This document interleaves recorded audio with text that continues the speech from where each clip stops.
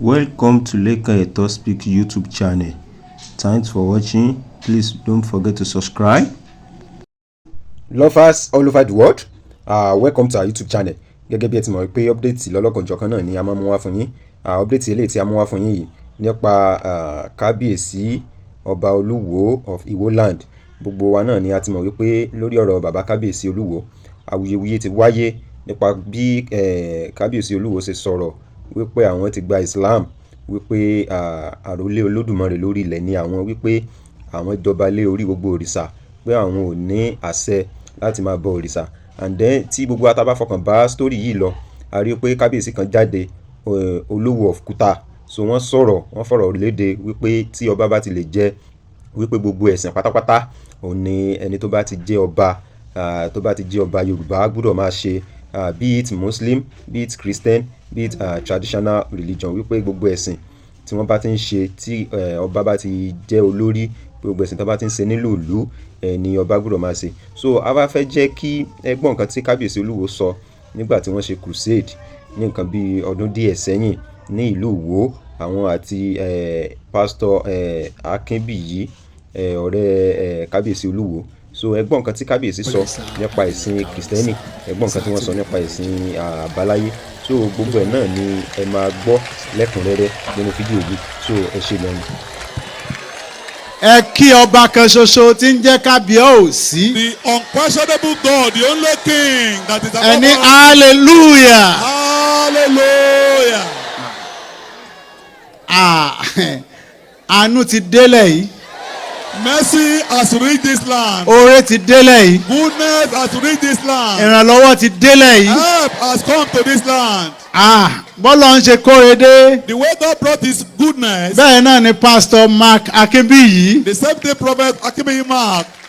Wọ́n wá tún wá bá wa kó àwọn oore yẹn wá. Brought all the goodness of the Lord.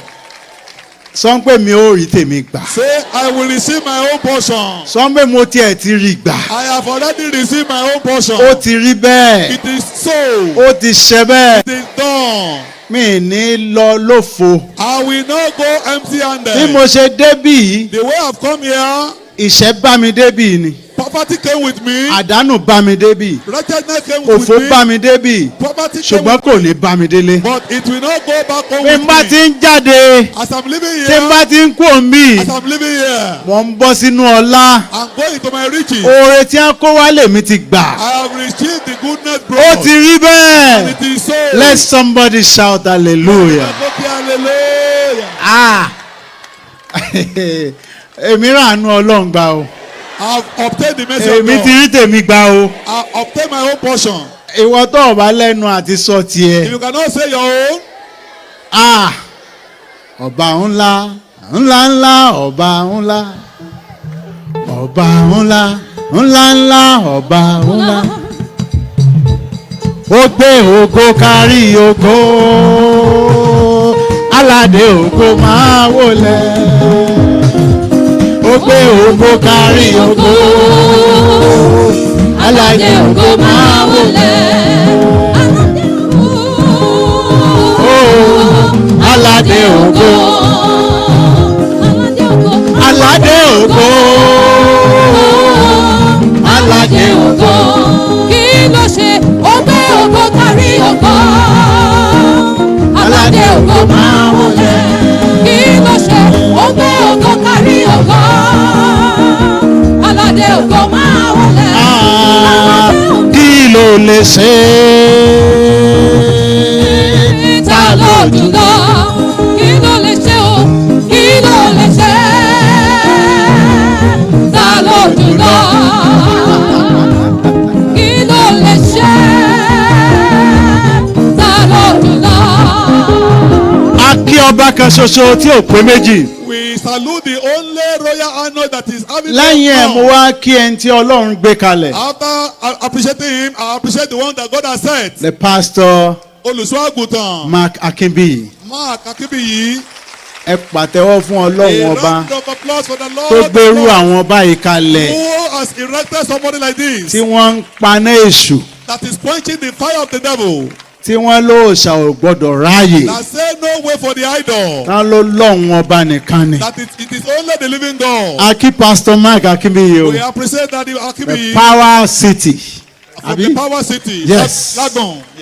Thank you very and all the pastors And all the pastorate tó wà ní Power City. from the Power City. Then we greet all the can. Mo kí gbogbo àwọn kan.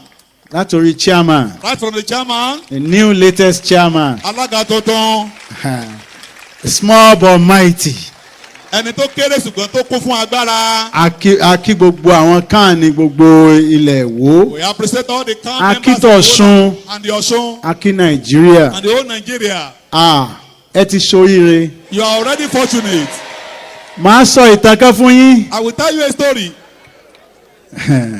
Ní 1991. In the year 1991, Kẹ́ ẹ lè bá a mọ̀ bí Ṣẹ́rẹ́mi àti Pastor Mark Akínbíyì. I and Daddy Akibi Mark. Tẹ́ ẹ bá mọ̀ tẹ́ ẹ dúró tì. If you don't know what you are standing with, Mo tún fẹ́ jẹ́wọ́ ẹ̀ fún yín lé. I want to confess to you today. Wọ́n máa ń ní kí n má máa sọ Pastor Mark Akínbíyì ló kọ́ sọ fún mi pé n tó ti ṣẹlẹ̀ sẹ́yìn tó ti fojú kan àwọn tí má máa sọ jáde. 1991 náà sọ fún mi àjọ jókòó lórí bẹ́ẹ̀dì. We were sitting together on the same bed in 1991. Nílé mọ́mí wọn ni. In his mother's house. In his mother's house nìbàdàn. Nílùú Ìbàdàn. Ẹni tí ò mókùnkùn kankan mọ́ ni. He is not harboring any darkness. Pastor kúrò nílé. He left home. Wọ́n láwọn mọ bí wọ́n ti jáde. I knew where he came from. Wọ́n mọ inú ilé tí wọ́n ti jáde. I knew the household where he came from. Màmá wa. And her mother. Wọ́n ní wọn ò fòkùnkùn mọ́. She's not including any no darkness. Wọ́n dẹ̀ kó àwọn ọmọ wọn bẹ́ẹ̀. And he taught the children so. Pastor wa did nígbà yẹn wọ́n ní ẹ mọ̀ Wálé ni wọ́n pè Wálé làwọn máa ń pera wa lórúkọ ni. We call ourselves by name. Àní Wálé má máa sọ gbogbo ntọ́ yìí ó bá ti ṣẹlẹ̀ nínú ayé mo ní whatever that has happened in your life in the past, don't tell all. n tí mo fi ń sọ fún yín lẹ́yìn ni pé. The reason why I'm telling you today is that. Ta ló mọ̀ pé ẹ dù. Who knows how to appreciate? Ǹjẹ́ ẹ mọ̀ ní tó mọ̀ pé ẹ dù. Do you know the one? Thanks. Ẹni tó bá mọ̀ nú rò. The one that is thoughtful. Ìwọ tó bá lè máa sọ pé ìgbà kan mi. Ìgbà kan rí n ò mọ̀nà rẹ̀ bàbá. Ìgbà kan rí ni mo sì máa sákò lọ. Ṣùgbọ́n Jésù fúnra ọ̀fẹ́ gbà mí.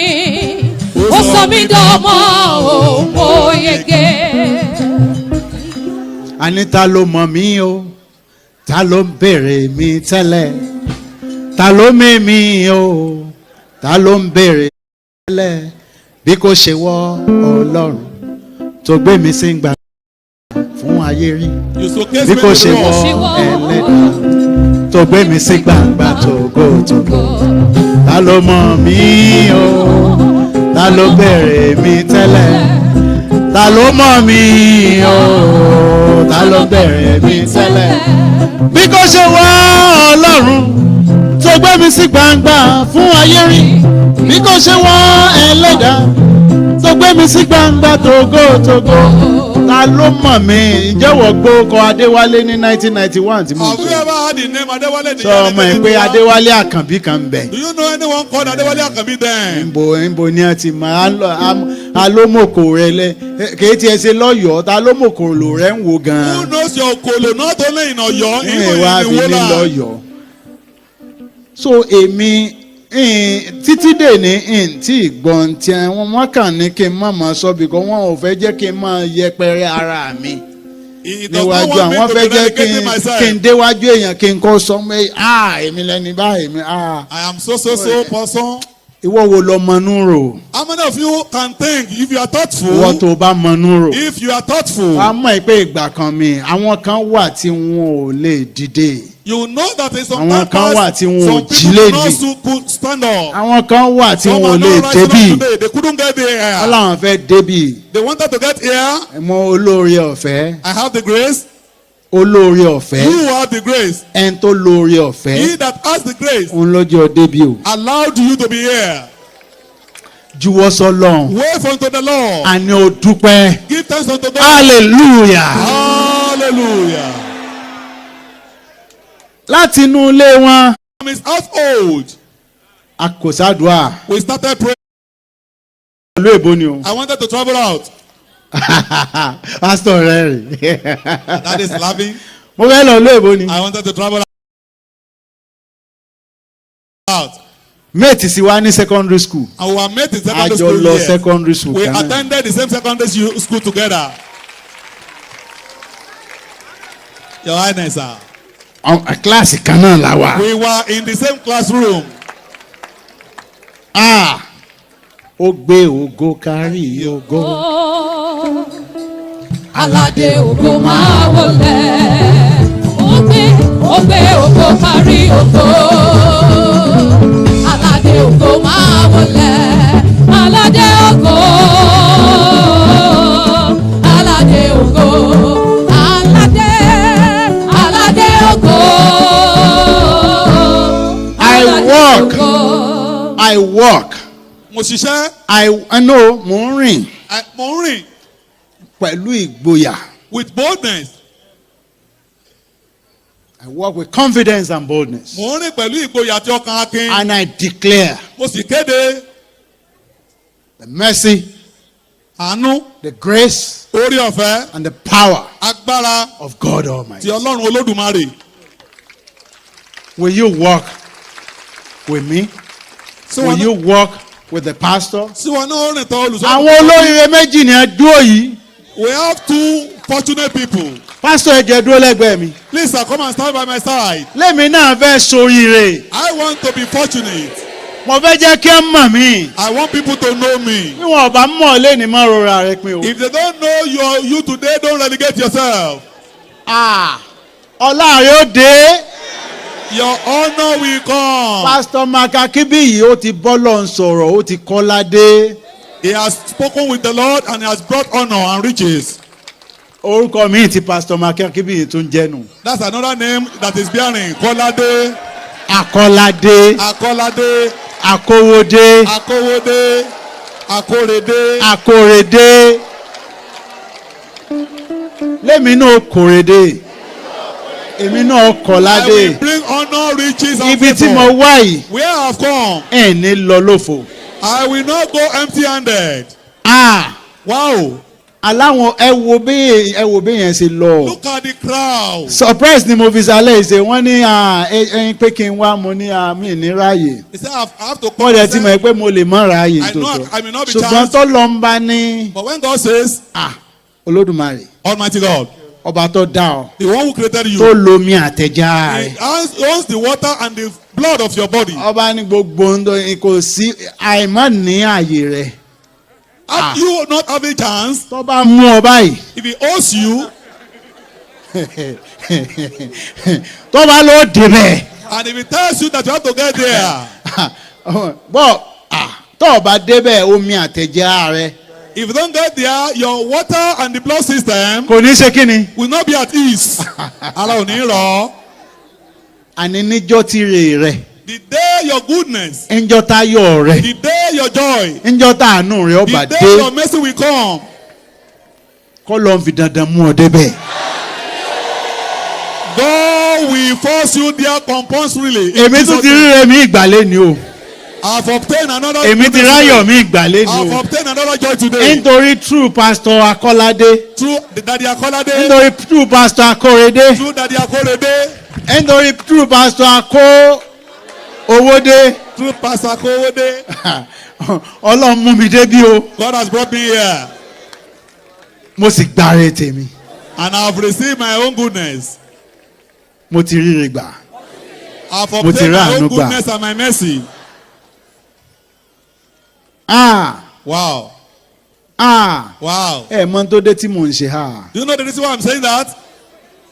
ẹ mọ tó dé. Why am I saying it repeatedly? ntí tẹ́ḿbà mọ́nú rò ní. If you are thoughtful, yóò mọ̀ pé dùn. you will be thankful. níjọ́ náà. In that day, pastor Pastor, wọ́n kọ́ akọ́kọ́ nínú ilé wọn. We left his household. Àwa lọ sí Èkó. And we moved to Lagos. Eric Moore ni uncle wọn kan wà. His uncle is at the mall. How many stories níbẹ̀ ni? The 15 stories. 15-story building. Ní Eric Moore. At Eric Moore. Náà kọ́ ni ó yá jẹ́ ká lọ bẹ̀. Let's go there. Àlọ́ lọ́hùn ó ṣe sẹ́. God has to do it. Ìlú èbó tó ń lọ yìí. That overseas you want to travel to, Ó débẹ̀. you will get there. Ẹn tó sìn mí. Somebody who served me Tí mo fi labu omi kọjá. to pass through the pool of water. Tí mo fi la òkun pupa. To pass through the Red Sea. Wọn ò kó Nàìjíríà ńgbà náà o. I've never left Nigeria then. 1986 mo tún travel gbẹ̀yìn. I traveled Ọmọ last in wálé ṣùgbọ́n 1991 yẹn in that mo fẹ́ sá 1991, kúrò ní Nàìjíríà. I wanted to flee out of Nítorí Nigeria. òkun pupa Nàìjíríà ńgbà náà. Because the Red Sea of Nigeria then Ọlágbára. was very, very serious.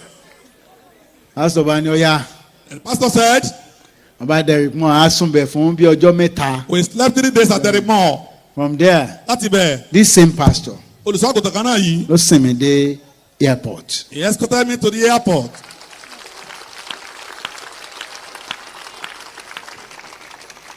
Mo ṣe gbé welcome ní ẹ ṣe fún mi. They were doing welcome for me. Wọ́n ní visa rẹ kíní kankan ṣáà wọnú bàálù. They just said, go directly to the plane.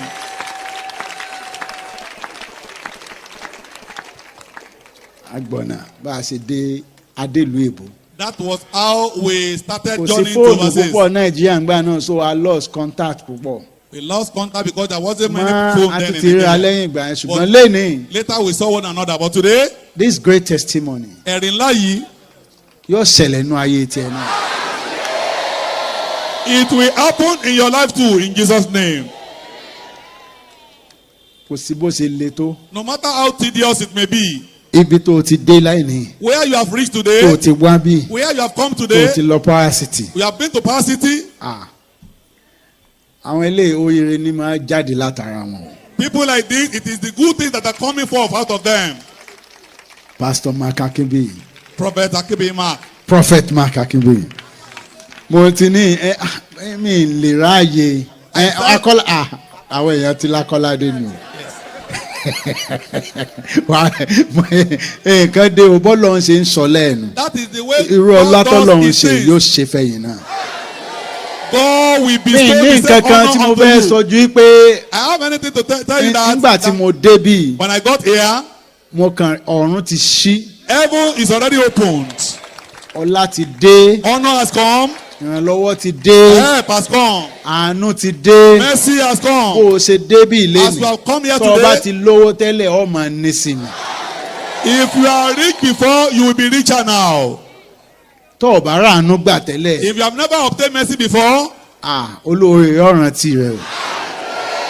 your benefactor will remember you. Ọ máa ràánú gbà ni.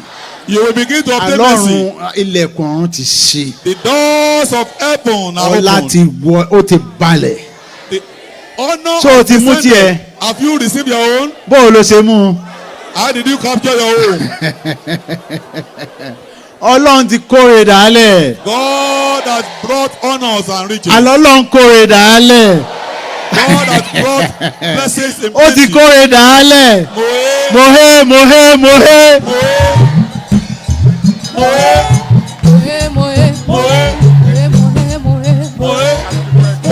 Lovers all over the world ẹ̀yin tẹ́ bá ṣe ń darapọ̀ mọ́ channel wa ẹ jọ̀ọ́ à ń bẹ̀ yín ni ẹ bá wa subscribe ẹ likes ẹ comment ẹ jẹ́ kí a mọ opinion tiyín and then lórí ìkànnì wa yìí ẹ rí i pé update lọ́lọ́kan òjọ̀kan náà la mú wá fún yín nípa lifestyle politics event gbogbo nǹkan tó ń ṣẹlẹ̀ throughout the world òun náà ni a mú wá fún yín so ẹ subscribe kẹ́ ẹ dẹ̀ tán notification bell yín so that anytime tá a bá ti drop a new video so ẹ máa lè get notified so and then ẹ check gbogbo àwọn videos tá a ti upload eléyìí tí ó kọ́yàn lọ́gbọ́n tó kọ́yàn lóye tó sọ̀rọ̀ nípa bí èèyàn ṣe lè gbégbèsè ayé èèyàn so gbogbo ẹ̀ òun ló wà ní orí YouTube channel wa so ẹ̀yin tẹ́ bá ṣe ń darapọ̀ mọ́ channel wa ẹ jọ̀ọ́ a rọ̀ yín ẹ máa bá wa share àwọn videos wa ẹ máa bá wa likes ẹ dẹ̀ máa bá wa comment so I really appreciate the support yín so far so we love you all thanks for watching.